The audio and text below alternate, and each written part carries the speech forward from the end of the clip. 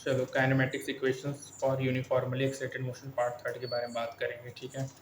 अब uniformly excited motions की बात करेंगे, अपन डिराइव करेंगे सिंपल इक्वेशन को, relative displacement, time taken, initial velocity, final velocity, acceleration होगा, ठीक है। ऑब्टेंड होगा relation between initial and final velocity, v is equal to u not plus a t होगा। ये रिलेशन ग्राफिकली रिप्रेजेंटेड होगा। Area under this curve होगा, area between instead O and t is equal to area of triangle A B C plus area of triangle O A C D होगा, ठीक है। अब यहाँ पे देखो प्रीवियस सेक्शन में देखा है, जो एरिया वी टी कर्व होगा रिप्रेजेंट करेगा डिस्प्लेसमेंट को, जो डिस्प्लेसमेंट होगा ऑब्जेक्ट का v naught t plus half a t square होगा, v is equal to v plus v naught by two into, ठीक है, कॉन्स्टेंट एक्सेशन के लिए होगा। और यहाँ पे इक्वेशन 3.93 है, जो कि ऑब्जेक्ट है वो अंडर करेगा डिस्प्लेसमेंट विद वेलोसिटी इक्वल होगा अर्थमेटिक एवरेज के, इनिशियल एंड फाइनल वेलोसिटी के, ठीक है। और यहाँ पे जो अपन लिखेंगे ऑप्टेंड होगा, स्विफ्टिंग वैल्यू में टी करेंगे तो अपन ऑप्टेंड होगा 3% v square equal v not square plus 2s होगा बच्चों। 5 क्वांटिटी होगा v not velocity a t x, और ये जो काइनेमेटिक इक्वेशन होता है written motion for constant acceleration, ठीक है। जो सेट ऑफ इक्वेशन ऑप्टेंड होगा, ज़ूमिंग करेंगे टी इज इक्वल 0 पे जो पोजीशन होगा पार्टिकल एक्स इज इक्वल 0 का ऑप्टेंड करेंगे मोर जनरल इक्वेशन, और पोजीशन कोऑर्डिनेट लिखेंगे टी इज इक्वल 0 पे नॉन जीरो से एक्स नॉट होगा, ठीक है। और यहाँ पे बच्चों देखो जो एडवांटेज होता है इन सब मेथड्स के, ये यूज होते हैं motion with non uniform acceleration also, ठीक है। अब यहाँ पे कुछ इक्वेशन देखेंगे, कुछ इंपॉर्टेंट केसेस देखेंगे, ठीक है। तो यहाँ पे देखो ये सब मेथड्स हैं, ठीक है। यहाँ पे देखो जो मैग्नीट्यूड होता है acceleration due to gravity represent होता है एयर रेजिस्टेंस, नेगलेक्ट करेंगे तो ऑब्जेक्ट को फ्री फॉल कहते हैं, और इसको कांस्टेंट लेते हैं 9.8 मीटर पर सेकंड स्क्वायर होगा। फ्री फॉल होगा, मूव विद यूनिफॉर्म एक्सेलरेशन होगा, ठीक है। वेरिएबल एक्सेलरेशन विद टाइम है।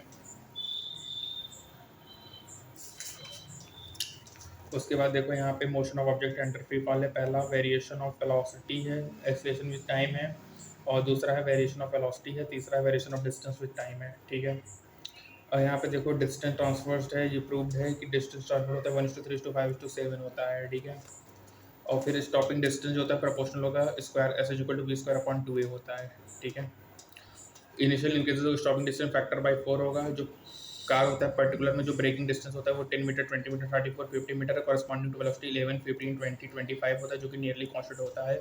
स्टॉपिंग डिस्टेंस एक इंपॉर्टेंट फैक्टर होता है जो कि कंसीडर करता है स्पीड लिमिट को इन स्कूल जोन्स में बच्चों, ठीक है।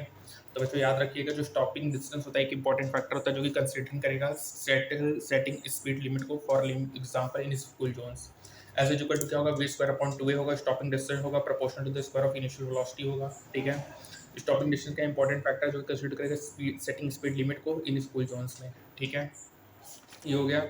उसके बाद देखो यदि मैग्नीट्यूड होगा acceleration to gravity represent by g होगा, यदि एयर रेजिस्टेंस को नेगलेक्ट कर देंगे तो ऑब्जेक्ट होगा वो फ्री फॉल होगा। जी को अपन लेंगे 9.8 मीटर पर सेकंड स्क्वायर, फ्री फॉल एक केस होता है यूनिफॉर्म एक्सेलरेशन का, ठीक है। जो एडवांटेज होता है इस मेथड का कि ये यूज होता है motion with non uniform acceleration also, ठीक है। V not square plus 2x होगा, x equal to t plus half a t square होगा, v equal to v plus v naught by 2 होगा, v equal to v naught plus a t होगा, ठीक है। तो बच्चों यहाँ पे हमारा ये थर्ड पार्ट कंप्लीट हुआ। फोर्थ पार्ट में अपन रिलेटिव वेलोसिटी के साथ इस चैप्टर को बाइंड अप करेंगे। तब तक के लिए बच्चों stay tuned for further updates. Thank you so much.